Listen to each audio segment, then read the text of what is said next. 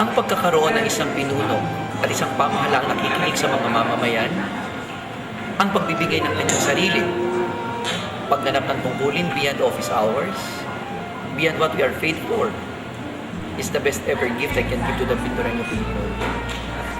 Simula na maging vice-gobernador po tayo ng lalawigan ng Silangang Mindoro, nagbukas ang pintuan at tanggapan ng pangalawang punong lalawigan sa bawat mamamayan. Maliit, malaki, opisyal ka man o pribadong mamamayan, ang bulwagan ng patas ng panlalawigan ay bukas sa mga mamamayan upang makinig at maiparamdam sa mga mamamayan na meron silang leader at meron silang kasanggap sa pagtupad ng kanilang mga pangarap. Isang pamahalaan para sa mamamayan, nakikinig at nagtataguyod para sa kanila. Maraming uri ng pagmamahal, subalit hindi dapat ito nananatiling salita lamang. Mas mainam kung maipadadama natin ito sa nais nating alayan ng ating pagmamahal. Sa ating pamilya, gaano man tayo kabisi, sa ating trabaho, mahalaga na magkaroon tayo ng quality time sa ating asawa at mga anak. Sapagkat anumang oras natin sa kanila ay hindi kayang tumbasan ng anumang material na bagay. At sa ating mga kababayan, ang lahat ng ginagawa naming sakripisyo at pagsisikap na makapaghatid ng pagbabago sa ating lalawigan bilang inyong mga lingkod bayan ay tanda ng aming sinserong pagmamahal sa inyo. Ginagawa namin ito dahil mahal na mahal namin kayo. Happy Valentine's Day po sa inyo lahat.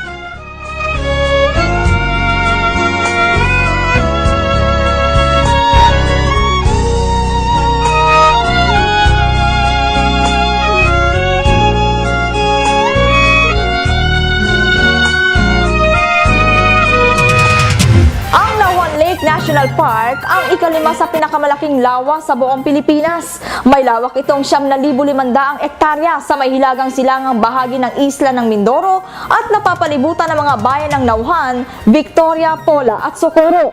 Idineklara itong isang wetland of international importance noong 1999 ng Ramsar Convention sa pagiging isa sa mga natukoy na lugar sa rutang dinaraanan ng migratory at endemic wetland birds sa bansa.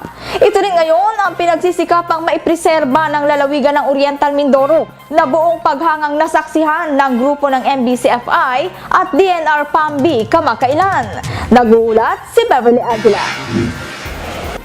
Nitong nakarang ikadalawa ng Pebrero, bilang pakikiisa ng Oriental Mindoro sa pagdiriwang ng International Wetlands Day, isinagawa ang Bird Watching and Nature Appreciation Trip sa Nauhan Lake sa pangunguna ng Mindoro Biodiversity Conservation Foundation Incorporated o MBCFI at ng DENR Protected Areas Management Bureau sa pakikipagtulungan ng Community Environment and Natural Resources Office ng pamahalang panlalawigan sa pamamagitan ng ENRO at Provincial Tourism Investment Enterprise Development Office o PTEDO.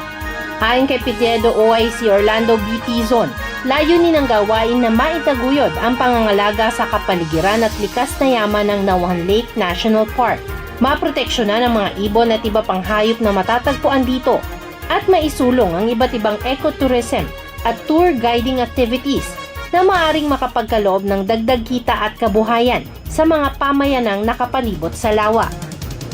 Ayon kay Sir Oti, nakasama nila sa birdwatching at pag-iikot sa lawa ang PAMB members, ang mga kinatawan ng lakeside communities, municipal planning and development coordinators, mga kapitan ng barangay, science teachers mula sa DepEd Calapan City Division, at iba pang mga konsernadong individual.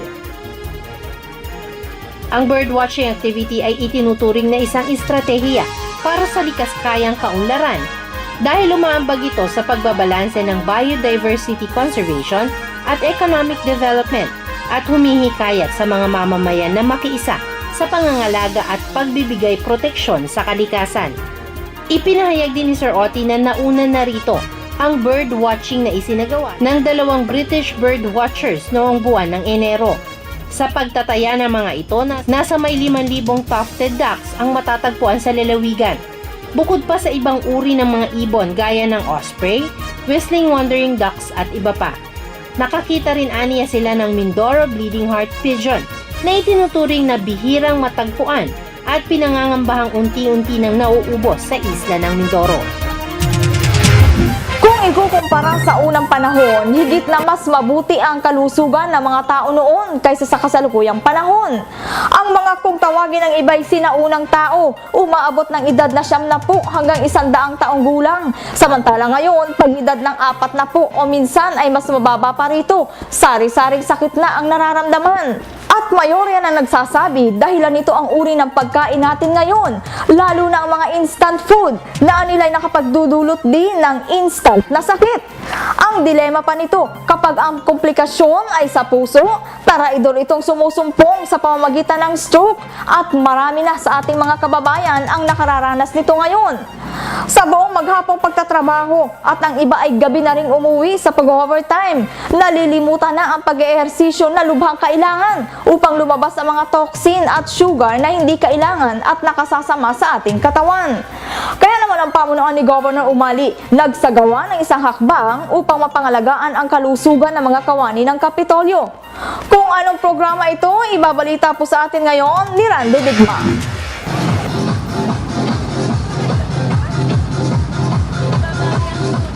5, 4, 3, 2, 1. Sinimulan na noong Pebrero 4 sa Kapitolyo ang inabangang libreng physical fitness program na mga kawani ng pamahalaang panlalawigan na sadyang inilunsad ni Gobernador Alfonso V. Umali Jr. sa layuning mapangalagaan ang kalusugan ng mga ito at makaiwas sa pagkakaroon ng karamdaman. Ayon kay Pigomea President Jenny Galvez, ang gawain ay pinangangasiwaan ng Pigomea upang mapangalagaan ang mga empleyado at mabigyan ng kaukulang pansin ang kanilang health and wellness bilang pambalanse sa kani-kanilang trabaho. Formal launching ng Hataw. Ito po ay programa ng ating pamahalang panlalawigan headed by our no other than our Honorable Governor Boy Umali Jr. Ito ay isang joint project ng PGOM and the Pigomea. Lahat po ay naaniyahan sa ating aero dancing. MWF po ito at pag Tuesday and Thursday ito po yung fitness. Lahat po ng mga kawani ay inaanyahan ng kahit po yung mga national agencies within the complex, ng Capitol Complex, inaanyahan din po namin kayo mga sir, mga madam.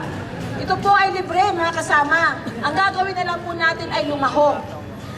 Magsuot po kayo ng mga pang-pawis ninyo mga attire. Dito po ay sasagawa sa harap ng stage. Kasi marami tayo, hindi po kaya i-accommodate po ng Capitol Square. Ito po ay para sa ating pangkalusugan. Ito po ay talagang nakasaad dito sa ating CNA, Article 10, Article 3, Section 10, ang pagkakaloob ng ay maayos na kalusugan, maayos na programa para sa kalusugan ng ating mga kawani. Mula naman sa Special Concerns Division na pinamumunuan ni Ginoong Robert Mendoza ang pondong inilagak dito. Samantala, ang physical fitness program ay isang libreng aero dance activity na gaganapin tuwing Lunes, Miyerkules at Biyernes simula alas 5 hanggang alas 6 ng hapon. Fitness gym naman ang nakatakda kung araw ng Martes at Huwebes sa ganap na 5 ng hapon. Bagaman prioridad ang mga kawani ng Kapitolyo, ibinubukas din ito sa mga tagalabas na nais lumahok dito. Ang gawain ay nagsilbing malaking adbentahe, lalo sa mga empleyadong dating bumabayad pa sa mga fitness gym upang makapag-ehersisyo. Randy Digma, KPSM. Kiss her, touch her, squeeze her. The girl's afraid she drive a Jeep. Live on the beach. I'm okay, I won't play. I love the baby just like I love it. Samantala, patuloy pa rin pong ipinananawagan ng Provincial Assessor's Office sa ilalim ng pamumuno ni Ginoong Onesimo Naling na ang lahat ng mga nagmamay-ari ng ari-ariang di natitinag ay kailangang magsumite ng sinumpaang salaysay ng tunay at kasalukuyang halaga ng inyong mga ari-arian simula Enero hanggang Hunyo ng taong 2013. Ito po ay alinsunod sa ipinag-uutos ng batas sa ilalim ng Section 202 at 203 na sakop ng Republic Act 7160 o ng Local Government Code of 1991. Gayon din sa itinatadhana ng Section 11, Article 8, Chapter 2 ng Revised Revenue Code of 2011 ng lalawigan ng Oriental Mindoro. Maaari po kayong kumuha ng forms at magsumite sa mga tanggapan ng Tagatayang Pambayan o Municipal Assessor's Office o sa tanggapan ng Tagatayang Panlalawigan o Provincial Assessor's Office. Sa Sangayon sa nasabing batas, mayroong kaukulang multa na 500 pesos ang di makatutupad sa ipinag-uutos na ito. At yan ang kalipunan ng mga balitang tinipon ng Provincial Information Office. Sa mga hindi po nakapanood ng aming programa ngayon, i-type lang sa YouTube ang Kapitolyo KPSM upang mapanood ang edisyong ito. Para sa iba pang kalaman, ugaling mag-log on sa aming Facebook account, ang Oriental Mindoro Kapitolyo para sa mamamayan. Ako po muli si Fea Aquilizan de Leon, sa inyo pong lahat, sa ngalan ng kapamilya ng KPSM, hangad namin ang higit pang pagsikat ng lalawigan sa taong 2013.